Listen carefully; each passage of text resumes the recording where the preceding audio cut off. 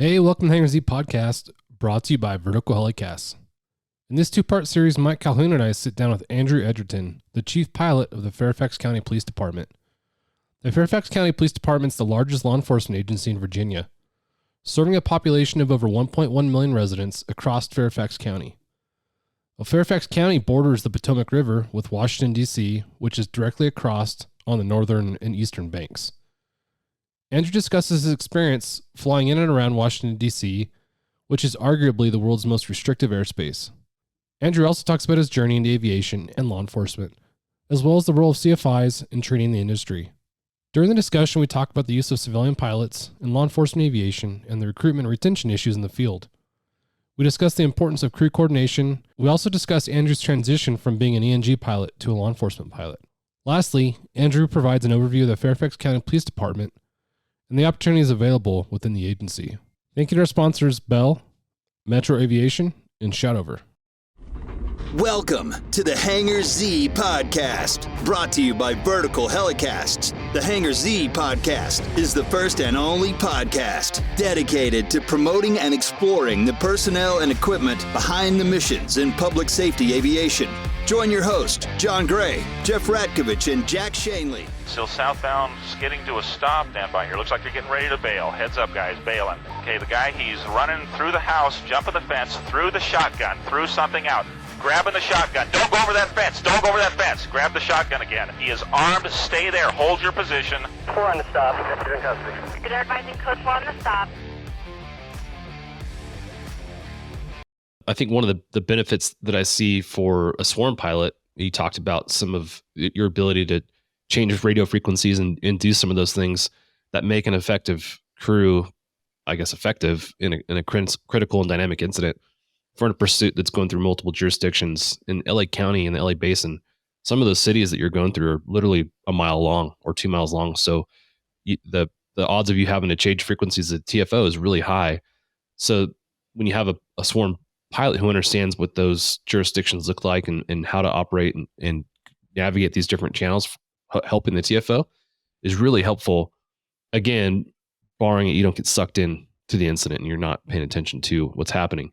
But when you look at how you've kind of developed your training program as a chief pilot, what advice do you have for agencies that are looking to bring on a civilian pilot? How do you make your crew? How do you make that new pilot effective as a non-swarm pilot out the gate?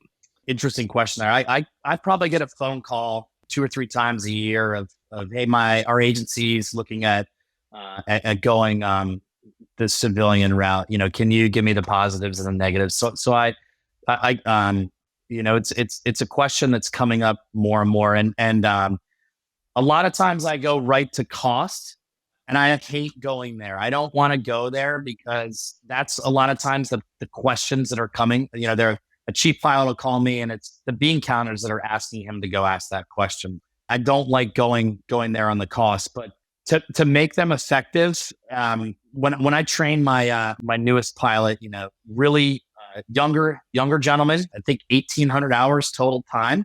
What I really look for when I hire the pilot is, you know, can you sit in the ready room for a 3-day tour when we're down for weather, not flying, and get along with everyone?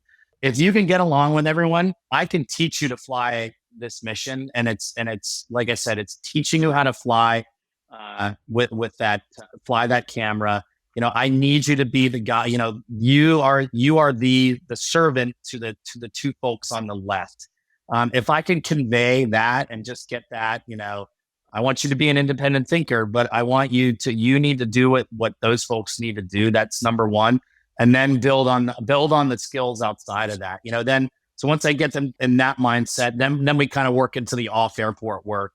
You know, we're mostly an urban area, you know, but, you know, picking landing zones and all that. And I have to tailor that based on, you know, what I get. Is it a kid that's only flown tours up in New York? Is it someone that's a prior PEMS pilot? Is it someone that's prior law enforcement pilot? I've had those too. Or is it someone that's straight out of the military direct to us? So I have to kind of custom tailor each training evolution for a new pilot so they fit our mold of how we want them to fly.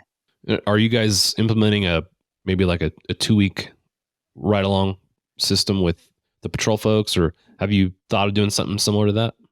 Yeah, so I wouldn't say it's quite 2 weeks, but we send them out to go.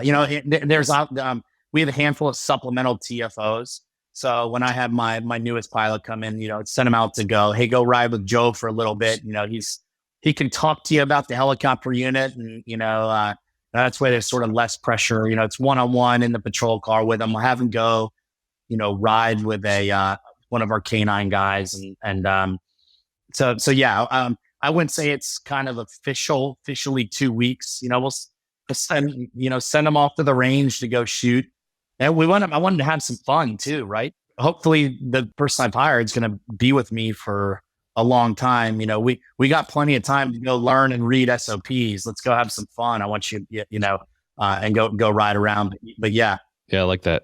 A lot of times, the first couple months are a lot of heavy with visiting places you have to visit and reading the SOPs and the stuff. You're like, I just want to go do something fun, like you said. So cool that you injected that into the program. I think there could be a lot learned from just listening to the radio too.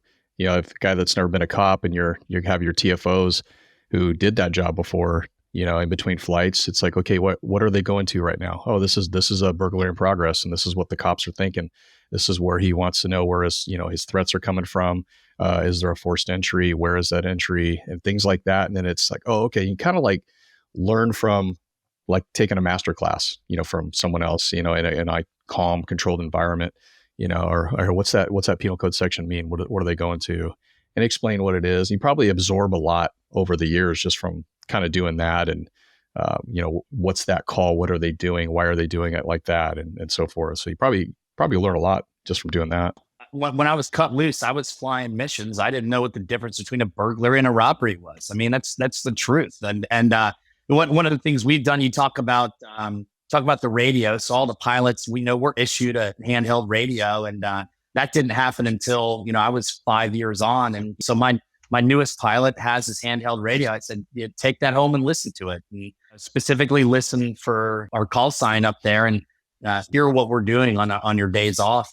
Even if you're doing admin stuff around and not flying, that's a very valuable tool of listening to that radio. So I laugh about just going back my very first day. We were in 407s. I flew the 407, for just kind of the in-dock for 1 hour. But my wife's like, "How was it? How was the new helicopter?" I'm like, "It was cool, but they let me drive an unmarked police cruiser to go to headquarters and go pick up my ID badge." I'm like, "That was the coolest part."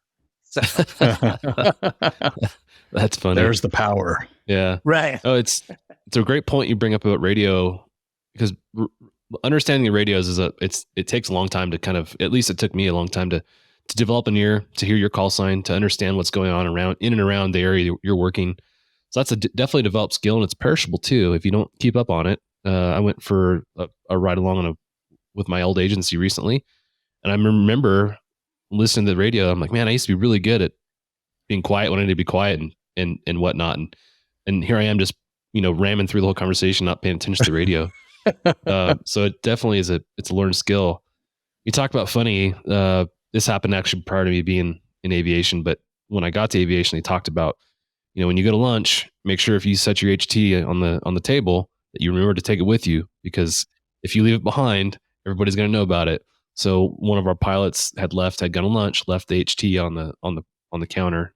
Everyone got up and left. About 30 minutes later, a civilian found the radio and keys up the radio like it's a telephone, and is like, hello. Yep. Somebody left this radio here. And of course, all the radios are digital now, and they all have ID numbers associated with it. So dispatch knew exactly whose radio it was, and a phone call was placed to air support immediately. And that pilot has never lived that down. Any situations like that you guys have been a part of or seen? I want to say it was like maybe, summertime demo season. We were sitting around the hangar and we kept hearing this kid on the radio. But as it turns out, we finally figured out there was a demo at a school, and the cruiser was on, and the kid had grabbed the radio in there and was talking when the officer wasn't paying attention. So we're all sitting around the hangar listening. It's like, someone's kid have a radio? Like, what's going on? So yeah, that was just a couple months. We had a good laugh over that one. So that's funny. Mike, any similarities for you? Uh, we've had guys lose their HT out of the helicopter. Like it fell out. I won't elaborate. I'll save the embarrassment. But yeah, we've had a couple of those, unfortunately. And probably the funniest HT story that we all know at my agency was I think he was an investigator at lunch. He leaned on his HT and it was hot mic almost the entire conversation. And there were some pretty funny things that were said. Yeah. So it's kind of like still the joke.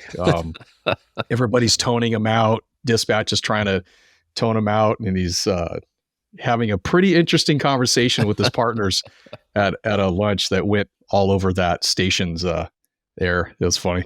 Well, going back to your agency, we talked a little bit about how the agency as a whole is kind of made up. Can you talk about the aviation program as a whole, kind of what the makeup of the unit is? You have a 3 crewed aircraft, but can you talk about how many personnel are assigned to aviation and what you guys are flying and kind of what mission equipment you're using? The unit started in the same capacity that we're in 1983, flying Jet Rangers. In 96 and 97, we went into 407s. In 2011, we went into the 429. We were the first law enforcement multi-mission user of the 429 in the world. So with that being said, it was a really interesting process of configuring an aircraft that no one had configured before. We run the MX-15 HDI.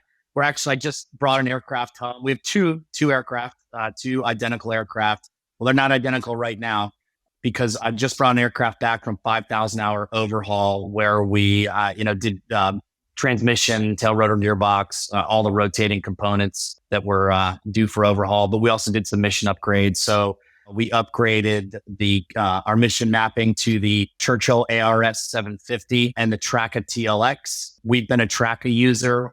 We actually helped develop the Traca in the early 2000s. As a matter of fact, when we sent our Traca back to them for repair, they said, "This is so old, we're not even going to pay for the shipping to send it back to you." So yeah, museum piece. It is, and we're going to put it in our helicopter museum. We have a little museum up at HQ, so we'll be putting it in there. I've got aero computers in one aircraft and an old Traca, but that aircraft's set to be upgraded this summer. So I'm getting folks to speed up on that, the Shotover / Churchill ARS. That's what I'm going in tonight to go help those guys. So pretty rough. The MX-15 is awesome. It's overkill for what we do for that 1,000-foot mission, but it is really nice to go up at nighttime at 4,000 feet and not get any noise complaints and still do what we need to do. So very, very cool. Oh, that's great. Yeah, I love the Bell products, and the 429 in particular is probably one of my favorite platforms. I love that you guys are using that for the multi-mission aspect of it. I think it allows you so much flexibility. There's a ton of power, high speed, really smooth. So yeah, I love that you guys are flying that, and cool that you guys were the first public safety agency operating out of that. I've got serial number 4 and serial number 55, and it's serial number 4. That's up there. So it's pretty. I don't think I ever want to be the first again. It's just an interesting process. It's interesting. There's nothing existed. This is kind of interesting when we, had to configure the aircraft for the mission equipment's one thing, right? But when you get into configuring an aircraft for EMS and transport, there was some, a pretty preliminary stretcher system that existed, but it was 600 pounds. I can't stick 600 pounds of stuff in there. When we have the law enforcement and the required medical stuff, that stuff starts getting real heavy. So we had to get creative and we had to invent some things. And it's actually pretty neat. Our oxygen system that we essentially got field approved was displayed at a trade show, and subsequently people took some pictures of it and developed their own and STC'd it and now sell it, and we just bought it. So wow. It's kind of interesting to see how things come full circle. It's kind of cool. We've talked in the podcast in the past about operating a twin engine aircraft over densely populated areas and how I didn't get to do that. I flew a single engine H125, which I loved, but I think the peace of mind that comes with a twin engine, and you guys are both flying twins, especially over a densely populated area, and especially over DC, considering how densely populated and congested that area is. Can you talk about some of the peace of mind that's come with that, and kind of some of the other benefits that come with the twin? Like you said, it's peace of mind. The one thing I find, this was my first twin that I flew. I've actually got subsequently, I've got about 150 hours in the 135. The 429 is just so simple when it comes to operating a twin. We run a kind of a modified checklist. First flight of the day is obviously a little different, but when we get into that modified checklist, we can really get that thing from battery on to if everything's going smooth to pulling pitch in 90 seconds, which is pretty remarkable for getting two engines started, and the mission equipment is still booting up. But that peace of mind of losing an engine, it's a non-event, and we've actually had to shut down an engine before and go fly and land single engine, and the performance is just fantastic. It's just a non-event. So what I will say is that when you go to school and practice, you don't get that contact work of full touchdowns like we did at Bell in the 407. So I kind of miss that. If you're losing both of them, you've had a really bad day. But I love it, and the simplicity and the performance behind it is pretty awesome. Talking to our friend Terry Mauchi, we're discussing some of the financial implications of flying a 429, and I think there's a misconception that flying a twin equals double the cost of operating versus a single, and that's not necessarily the case. How have you, as the chief pilot, seen that the financial side of things? Bell is proud to sponsor Vertical Helicasts and their vision to hold meaningful mission, safety, and best practice conversations in the helicopter industry. The lessons learned from these conversations will undoubtedly shape the future of both new and veteran helicopter operators. It's not double the cost. We're pretty lucky in our police department where we're not grant funded. This stuff comes out of our operational budget. We have meetings multiple times a year to go and set money aside, and we're very upfront about, hey, we're going to need this for overhaul and everything. So we've got a fantastic chief of police that's very behind our aviation, supports us big time. Chief Kevin Davis, but we also have board of supervisors, our governing body that is behind us as well. So we just got the David Rohr Aviation Center built. So for the last 3 years, we were based out of Manassas Airport, and they built our new facility. I would argue if it's not the nicest facility on the country, it's definitely the nicest facility on the East Coast. So we have that buy-in and that support from the community and from our board of supervisors and our chief and our management. And it goes back to the leadership thing we're talking about with Chad Bianco and the Riverside County Sheriff. Sounds like you have the same support at your agency. That's awesome. The twin engine experience is pretty awesome. Mike, do you have anything to throw on top of that? I know you guys kind of operate in a different capacity, being a rescue versus a patrol ship, but what's your experience been? I think that's awesome, man. You get to fly a twin on patrol. I mean, just there's been a couple times where actually we took over a pursuit from our patrol guys in our bird, and it's nice, man. Just having that automation, just even attitude retention and things like that. I could put it in a left-hand orbit, and attitude retention holds it there. It's just for pilot fatigue and so forth. I like that. I like having that 4-axis autopilot. We're flying to our rescue, man. A lot of times now, I was kind of resistant at first, having all this time hand flying, and it's like, just trust the automation, just set the autopilot, fly to your destination, and then you'll arrive much more refreshed. So I like that.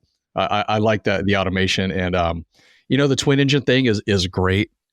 But I've always said this, man, a properly maintained and a properly fueled engine these days, they're notoriously reliable. There's, in the old days, it was like everyone had an engine failure. at least once or twice. But they're pretty reliable. I can think of a lot of worse things happening, especially up in the mountains to me, atmospherically, aerodynamically, than an engine failure. So they're pretty reliable. But still, I like that. If in the event something happened, we even took a round. We get shot out a lot, probably a lot more than we'll ever know. But if they did hit an engine, at least we'd have that second one as well. So it's good to have it. I like it. You brought the mountains. That kind of leads me into some of the topography. I've been in DC, kind of have a pretty good idea of what the topography is like in your area. But for the folks that aren't familiar, can you talk about not just the airspace concerns you have, but some of the topography that surrounds your jurisdiction and the impacts it has for you guys as a unit? We've got a little bit of everything. We're the only law enforcement helicopter west of the Potomac and north of Richmond. So we're a true regional asset. We have mutual aid agreements with multiple other counties, but it's not uncommon for us to be out in the mountains of the Blue Ridge Mountains going and looking for someone. So Fairfax is urban, it's suburban and rural. So we have kind of you get up into the Tyson's Corner area where there's a big mall and a metro, lots of office buildings, people walking. You're in the urban area. Then you kind of get into this, the neighborhoods inside, just outside the Beltway. You've got that suburban neighborhood feel. But then you get out into the town of Clifton where there's horse farms and everything. So it's a little bit of everything, lots of parks. But then we go out west for these other agencies and we're in the mountains. Now it's nowhere near the mountains that Mike's working with, I've got hot and I've got humid, but I don't have high. So it's kind of nice. That's a lot to deal with in and of itself, high humidity and the heat. The air conditioner's average, but it's better than nothing. So yeah, I definitely remember the humidity being out there. We were there in June. After we left DC, we drove down to South Carolina where my dad lives. And I remember waking up in the morning, drinking coffee in his kitchen and looking out the windows, and the windows are just covered with dew from the humidity that's outside. And he's like, "Oh, that's from the humidity." And you open the door and it just hits you like a wall. You're like, "Holy cow." That's wild. Well, it's so pretty out there, man. The geography out there is so beautiful, especially Blue Ridge Mountains, man. That's just got to be amazing to fly over and see that. And the leaves changing, that's just my favorite time to go fly and everything, Potomac River up Great Falls, that when the leaves change, it's just like you're begging for that like daytime Saturday mission, out to the west to go look for someone. Just because flying there is half the fun. It's just so pretty. Well, we kind of skipped over talking about the TFOs and their roles outside of the fact you've got two TFOs. They're both paramedics. So it's interesting when it comes to the selection process. Not only do you have to have, I think you said 2 years of experience, but do you require them to be paramedics before selection, or do you guys send them off to school? So, once I read my Training Through Chaos book here, we've become masters of selection. So I figured I'd throw the plug in there for you. Thank you. Yes. Man, I love you. I love you, brother. Thank you. It's for sale for under $20 on Amazon for anyone that's looking for it. It's one of the hardest selection processes on the police department because we will send them to school. We go through the selection process. We go through our evaluation, and then we send them to EMT school. If they've got an EMT, great. Most don't. So EMT's 3-4 months. Then after that, they go to paramedic schools, approximately 11 months, and then about 4 to 6 months after that. So it's about 2 years for us from soup to nuts before they're really kind of released into the seat. We've got to go do this massive amount of medical training. And then, oh, by the way, we have to teach you to do the hardest job in law enforcement as a TFO. We've had some success. We've had some failures. We've had some folks that we thought were going to be awesome TFOs that couldn't get through the medic process. Then we've had people that have gotten through the medic process and not been able to be, not been successful on the other side. So, we really need folks that are on point. It's really challenging. Yeah, that's got to be tough, man. If you have a guy that's a great paramedic and then he can't be a TFO or vice versa, that's got to be frustrating. It doesn't happen that often. And fortunately, for the most part, we've caught it before, it's this person's 5 years down the road. But, we've also had people, go through the process, show up here and fly with us for 6 months and be like, this isn't for me. So, it's every hire, whether it's a pilot or a TFO, it's a risk. I think it's really important that they have their expectations set on what it is you're going to do here, what your schedule is. Probably going to be on a shift that you don't like for your first part of the time there. Yeah, what a concept. And you just have to deal with it. It's like, hey, you're a cop. We work crappy schedules sometimes, a lot of times. Yeah, I like that you brought up Mike's book. It's a good time to talk about that. Not just because it's a great book, but because it's critical, especially when you're in a program where the success of that person, like you said, the investment's not just in him being a TFO. You've already invested this time and money for this person to become a paramedic. So you've got a lot more at stake losing somebody.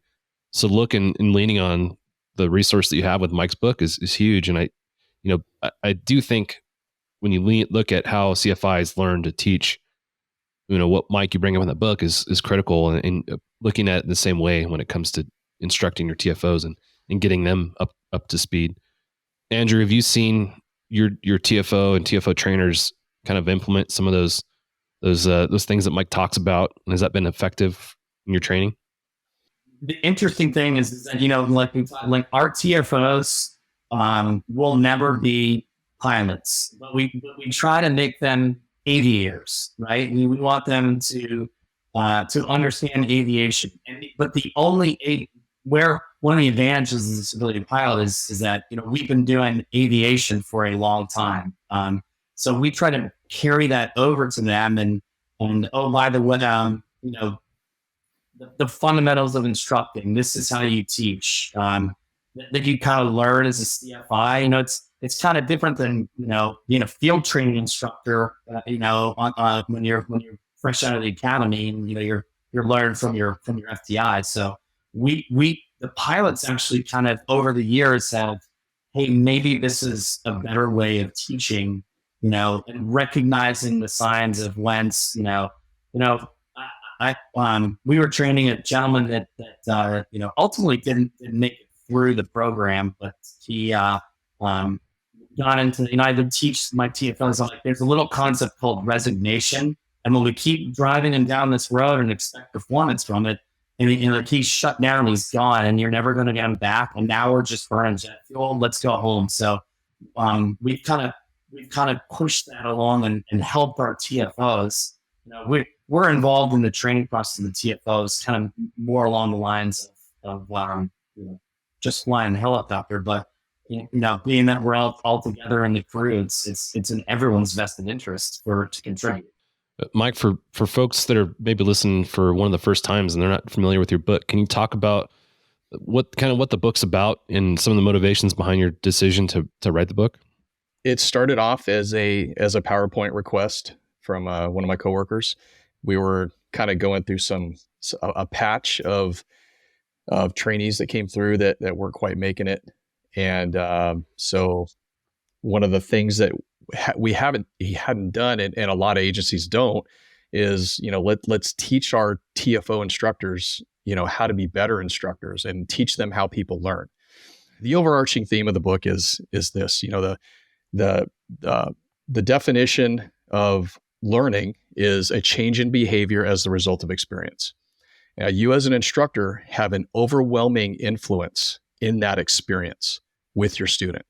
Now, you can have a great outcome because of that experience, or you can have a very negative outcome. And a lot of it is your personality, your delivery. If you are frustrated and you can't modulate your voice, you can't treat the person like a human being, like a grown man or woman, you're going to have frustrations with that student, because we're all humans. We all react to stressors and so forth in different ways, or in a lot of cases, the same way. You treat a person, like crap as a trainee, especially in our line of work.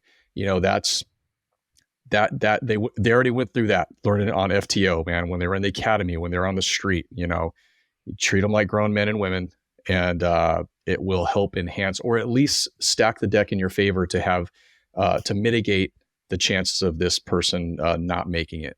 So if you're a professional, and you're instructing in a professional way, and the student truly believes that you're on their side and you want to get them to the finish line, the chances of success greatly increase. And that's what I try to touch on in the book. And it really does start with selection. You have to select the right person that can fit, that does have a trainable understanding and an aptitude for the job. Being a tactical flight officer, it's a concentration intensive skill set that you cannot just teach in a few weeks. We tell our guys, like, look, you're not going to be comfortable until about 2 years on the job. You're going to get 4 months of formal training on the front end, but you're really not going to feel competent and confident as much as you can until about 2 years, till you've run just about every call 7, 8, 9 times. And so just be patient. We'll be patient if you're patient. So hopefully it's helping. I've got some great feedback so far, and I'm thankful that some, I get emails and so forth from folks that, some guys, unfortunately, they have that one instructor that just nobody likes. And I'm trying to show guys how to not be that one instructor that is just the hatchet man. You know what I mean? Just, we don't need that. We need to get these guys selected, trained, and to the finish line so that they're a competent, productive tactical flight officer doing the job, and not back on patrol being bummed out about, that they couldn't make it. So yeah, hopefully it helps out, and it sounds like it has so far. And I'm really appreciative of the feedback so far. Really appreciate, again, John, thanks for writing and helping me with the review. I'm always indebted to Jack Shonley for writing the foreword for me, for agreeing to do that. Extremely, extremely thankful. Very generous man. Thank you, Jack. Again, look forward to seeing you at HAI. Yeah, your book sits next to Jack's book on my library, next to Brian Smith's book. So you're in good company when it comes to that's some tall company, man. Yeah. Thank you. Andrew brought up something, and I'll preface it real quick just by going back to what he said. You recognize as a trainer that your TFO, the trainee, is shut down. I think you talk about that in your book. I think it's incumbent upon you as a trainer to recognize that and figure out how to mitigate that. So can you real quick just touch on some of you write about it in your book. Can you touch on some of the things that you suggest when it comes to that? Thank you to our sponsor, Metro Aviation. Metro Aviation, the world's largest family-owned air medical operator, offers comprehensive aircraft services with 140-plus aircraft in over 25 states. The Completions Center installs medical and law enforcement kits and avionics, serving diverse aviation needs, including offshore, utility, VIP, and corporate sectors. What we've implemented in the past too, and I've done this in the past too, is if trainees starting to shut down, and maybe you start seeing that they're getting a little bit slower behind the call, things are just not slowing down for them anymore, then it's probably, sometimes as much or as simple as maybe a different instructor, just change the voice that they're hearing in their head, because it's tough. You're going, week to week, call to call, and all you're hearing, with all the constant feedback is I suck. And you're not being told that, hopefully, but that's what you can't help but to understand, because you were selected, you were picked, you're most likely a high functioning individual, type A, usually used to being successful at what you're doing, and now it's going to be like an ego problem. And so you're kind of, and that was me when I was on training. I was like, man, why am I not getting this? Why is this not slowing down? Until literally before my 4 months was up. That's when it finally started clicking, just a little bit, enough to get off training, but maybe change the instructor. Sometimes it's really good to just, this whole night, you're going to sit in the back, and it's not a punishment. I just want you to have a different perspective. Because it's really weird how, you probably remember, you guys both as the pilot, how many times you can find the suspect before the TFO, or, and it gets frustrating, for your TFO. It's like, dang it, how do you did he keep finding them before me? And it's just there's a different stress reliever when you're not in that TFO seat. So, kind of give them the day off, the time off to hear you as the instructor, how you run the call. And then, hey, tell me how I did on that, let them become the critiquer and let them pick up, the things. You did great on this, or you didn't ask this. And you're like, you're right, I didn't. A good catch. Glad you caught that. That could go a long way. That usually goes a long way into, I'm reset, I'm recalibrating. And then you got to, sit them down, give them that pep talk. I talk about that, you got to become your own kind of a Vince Lombardi. You got to pump this person up and just let them know that, look, remind them how they got there. You passed our stringent selection process. So the ability's there. You have the capability and the aptitude to do this job. What you're going through right now, maybe psychologically, everyone goes through when they hit a learning plateau, or if they seem like they're just, going downhill or just not responding to training. Recognize that, put yourself in their shoes as well, man. Like, man, I remember when I was going through this. This was not tough. It's a fine line of, I know, if they really can do the job and they're just having a couple bad days, bad shifts, then just remind them of that, give them that grace of knowing that, okay, this isn't your overall performance, and dig, investigate. You're still a cop. Investigate what's going on with this person. Chances are there might be something going on at home. There's some stressors going on at home. If your sleep has been decreasing, that will tank your performance. That will tank your brain power. So, hey, man, maybe got a baby at home, something like that. Well, of course you're not sleeping. If you're not sleeping, you're not performing. So try to find out what those things are that are going on behind the scenes, not just the stress of learning the job. And you'll be, surprised to find out there's probably other stressors at home. So just be very cognizant of that. And those things, different instructor, let them sit in the back, rehear how the call should be going, how the CRM should be going, getting that refresher usually does the trick. You brought up something I think is critically important. It goes back to us being our own worst critics in a lot of circumstances. Every time you mess up, we're the ones, kicking ourselves for whatever the thing is. So if you're the trainer who's piling on top of that after every call, there's a time and place for criticism in a way that motivates people to change, but understand where that criticism crosses the line and starts degrading the ability of that student to learn.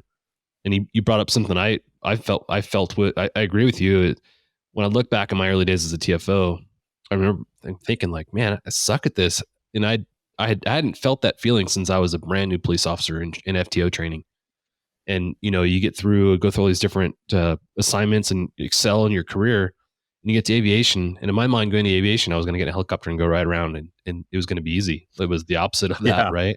Yeah. It was literally the hardest thing that I had learned to do as a police officer. And so my trainer at the time, Chris Lavoie, he did a really good job motivating me, and he's like, hey, shrug it off. Every time you step in this helicopter, it's a new at bat, and likening it to baseball was great. So it goes back to that analogy of being a coach, take the opportunity to help that person overcome, their own criticism and hopefully bust through that plateau that they're finding themselves in.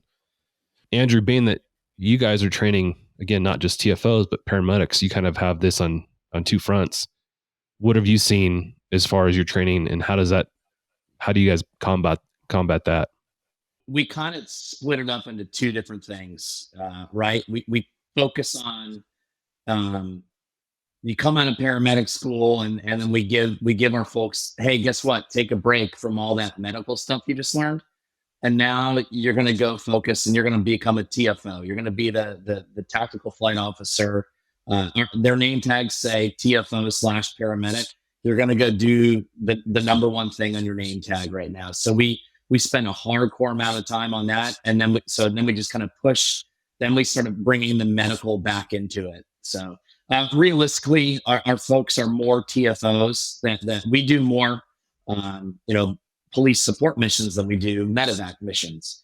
But however, the training on the paramedic side is so much more intensive. And the recurrent requirements, of keeping your national registry and your research and all that. So there's all the compliance pieces on there that are very overwhelming for such a tiny piece of what we do. So I want to go back on something, just tell a little funny story. I remember up flying, it's 2 a.m. We had that, everyone's got that one instructor guy that's, got to take all 12 and a half hours of the shift and teach the whole time.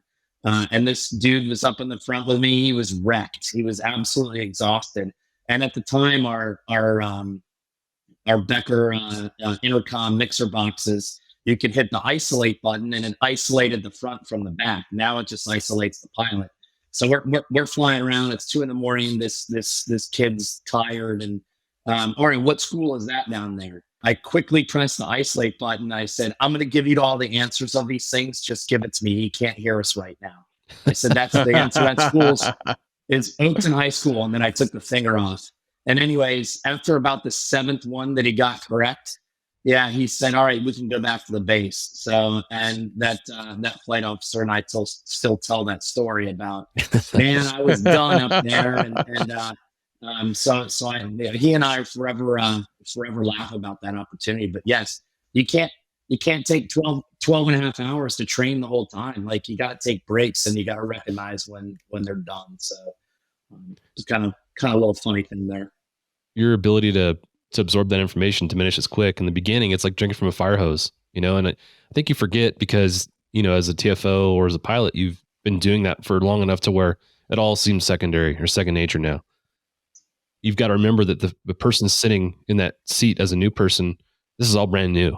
And each job by itself is taking a lot of mental ability to complete. So recognizing, the fact that and remembering how you felt is important. So I agree with you 100%. That's a great point you brought up there. Mike, anything to throw on top of? I have an opposite funny story like that too, where I talk about that in the book about a trainee that I had, because I was a horrible TFO instructor, horrible, and I had a horrible experience with a trainee I had, and I treated him like crap. And he's actually my partner now.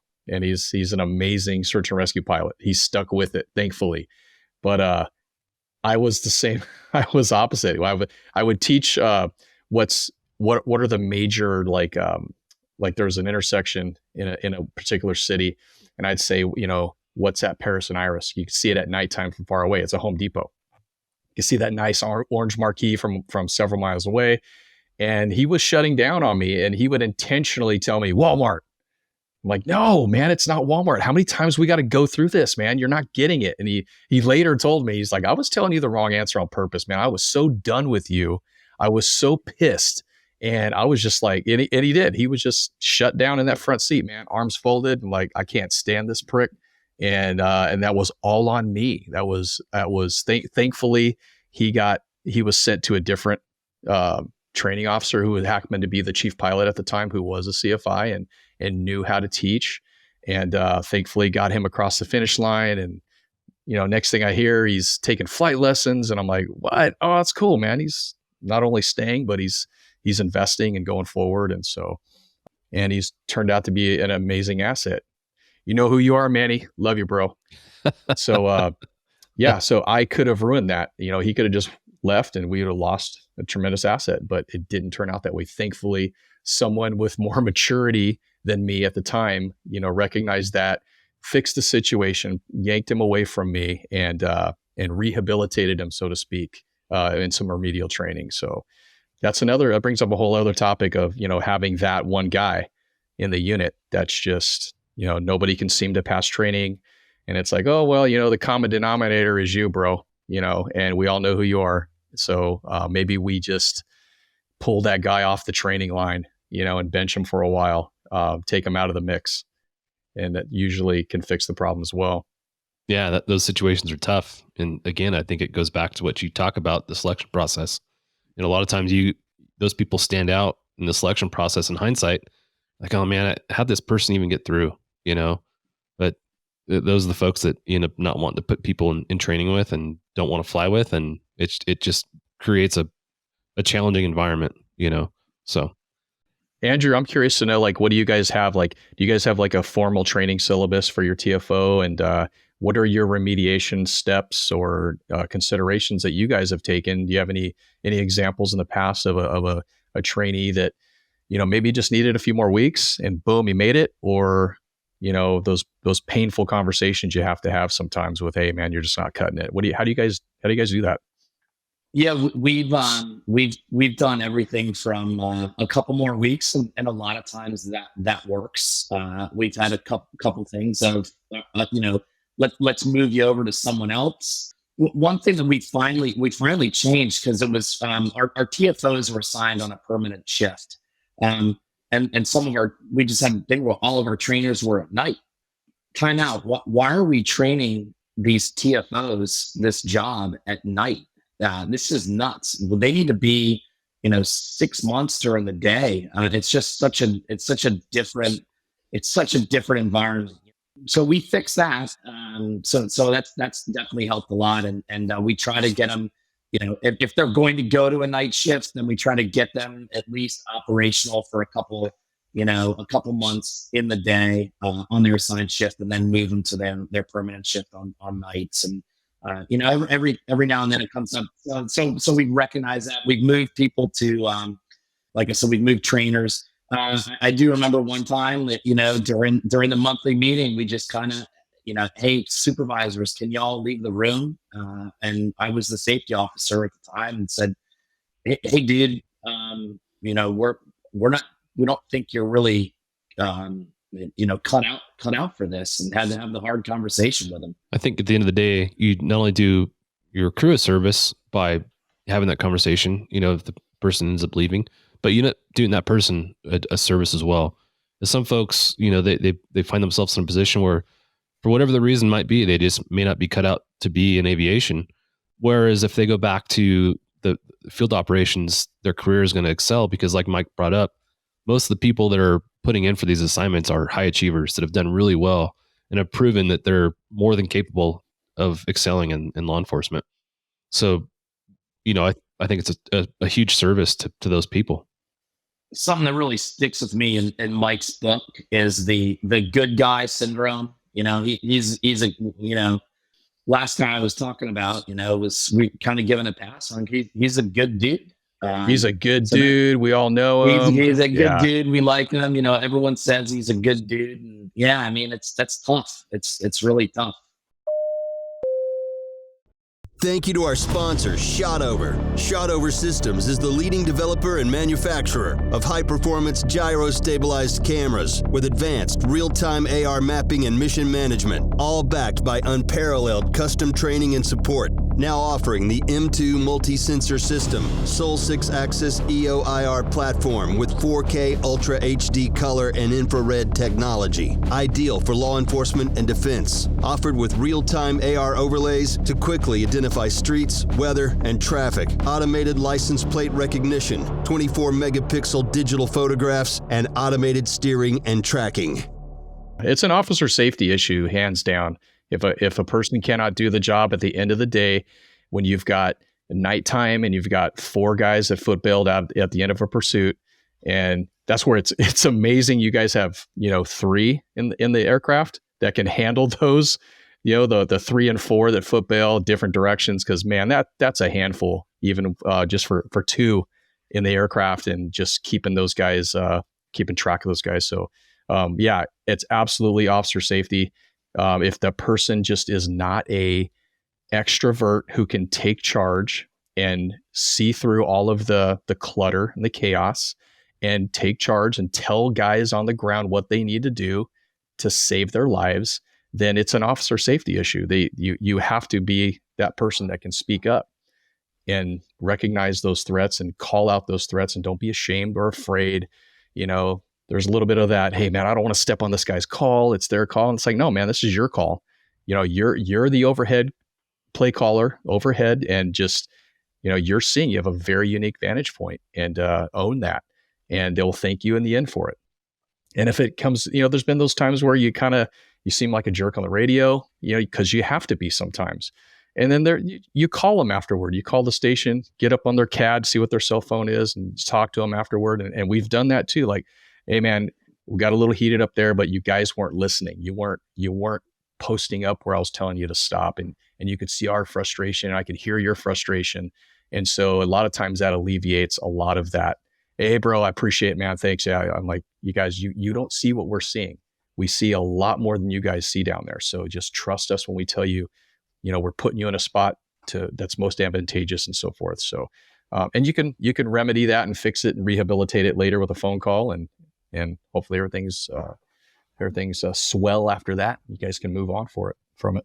We call that as our unit the flying detective syndrome, right? So you get up there and you make some comment of like, well, what's the registered address of the car come back to? And it's like, yassing up there, and then the conversation goes in the helicopter. It's like, well, those guys are smart enough. They probably run that already, and chances are they have. But it's like you're trying to build the whole 3-dimensional. Yeah, but sometimes they haven't, and you don't know whether that's a 2-year officer on the street or not that hasn't that's overwhelmed, that's got a lot going on, and then you got dispatch in there that so. But yeah, we kind of laugh about it is we call, don't be the flying detective. Well, wait, no, sometimes it's okay to be the flying detective. No, you have to be, because a lot of times that information that's not being broadcast will be life or death. And you need to know those things. The officers need to know that stuff on the ground. And that's where we can't be the guy that will care about hurting somebody's feelings. You have to break through that.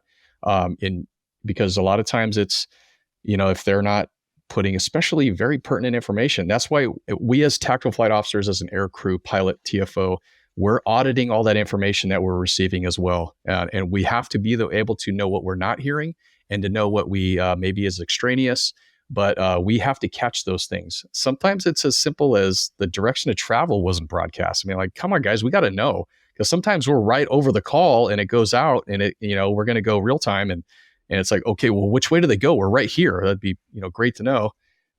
So we need to prompt dispatch sometimes. We need to prompt the officers and be that auditor of the call, because that's what otherwise we're just turning Jet A into noise, and that's just no fun for everybody. You brought up something, you talk about getting over a call and maybe having a heated exchange of words over the radio and then calling that officer. What I think's really beneficial is when you call up the supervisor for that shift and say, hey, we want to come down and show you from our perspective what we had in the camera.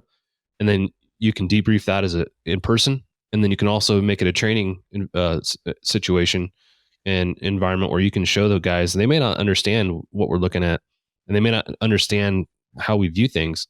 So using that opportunity to make it a training opportunity is a good benefit as well. So that's a great point. Yes. Yeah.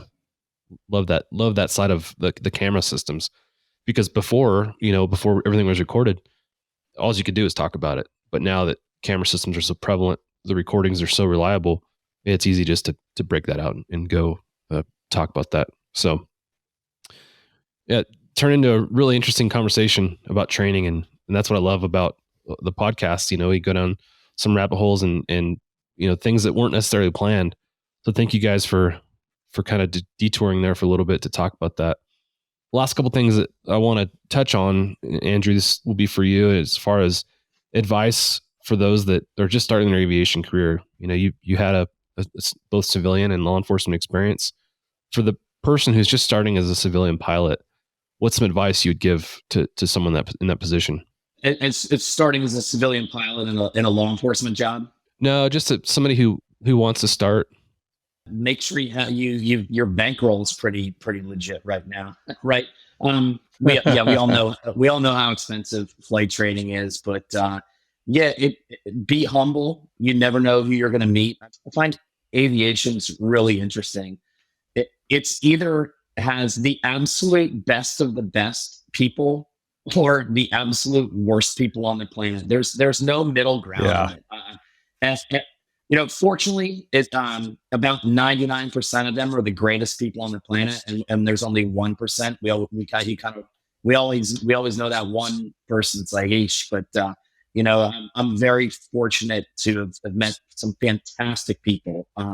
And you gotta be humble. You gotta be able to take criticism. That's the biggest thing up there is take criticism and admit you're wrong. I mean, I was on a phone call today with my my director of maintenance where hey, we did this, and it was just kind of a process thing, and I'm like, yeah, we did it wrong, and we'll fix it next time. So it's okay to be wrong, and I'm wrong every day on something, but as long as you own it and fix it and learn from it and disseminate it so others don't do it. So it's just be humble, man, and you never know who you're going to meet. Take every opportunity you can to go and get seat time. And I'm super excited to go to HAI next week. And just because it's been so long since I've been there, like I can't wait. Like it's gonna be. I'm sure I'm gonna see a lot of old faces and my old face. So yeah, that's kind of my advice. I agree with you. You never know who you're talking to, and you never know what that could turn into. And it, go and touching on the networking side of things. That's what's so cool. You sit down at a bar outside of HAI, and you strike a conversation up with the person sitting next to you, and 5 years from now, you're your coworker, and just wild how things evolve, and again, not knowing who you're sitting next to. This helicopter industry is so small. It's incredible how small it is, and it's the 6 degrees of Kevin Bacon. It's the 1 degree in the helicopter world. Everybody knows everybody.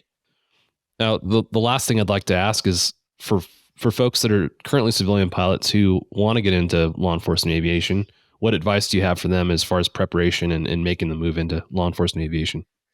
It's kind of interesting. There's not many of us. I think I can, count on 2 hands how many agencies are still flying with civilian or are flying with civilian pilots. Still pretty small.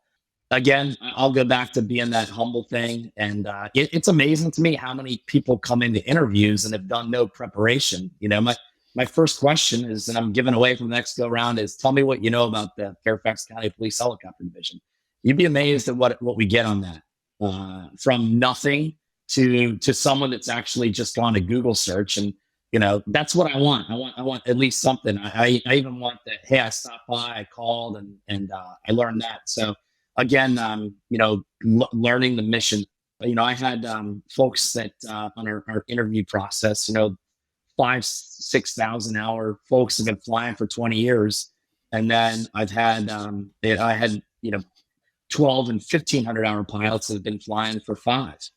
I picked the 1,500 hour pilot that had been flying for 5 because he could sit, and I talked about this, he could sit in the ready room for 12 and a half hours, 3 days in the room and get along with everyone. That's what I look for, that crew dynamic. If you're not, I like it what you said, everything you said in your book about the extrovert. Like I want that I want that extrovert that's not going to go sit in the pilot's office and hide all day. I want you to be out there, you guys know this. Some of the funniest times have been at work. When you're down, like it gets pretty creative, as you know. So, a lot of stories can't share on this podcast, but breeding ground of shenanigans. Right, exactly. Some of the laughs I have are just, they're epic. But yeah, that's what I really look for. I really look for the personality and the work ethic and the attitude over the flying skills. I'll teach you the flying skills. That's easy. If you're a halfway decent pilot and you're safe and risk management and you're not a cowboy, then you'd probably be a good fit for us. Love all of those points. Mike, anything to add on top of that? I like for me, it's the humility, man. It's you've got to be humble in this industry.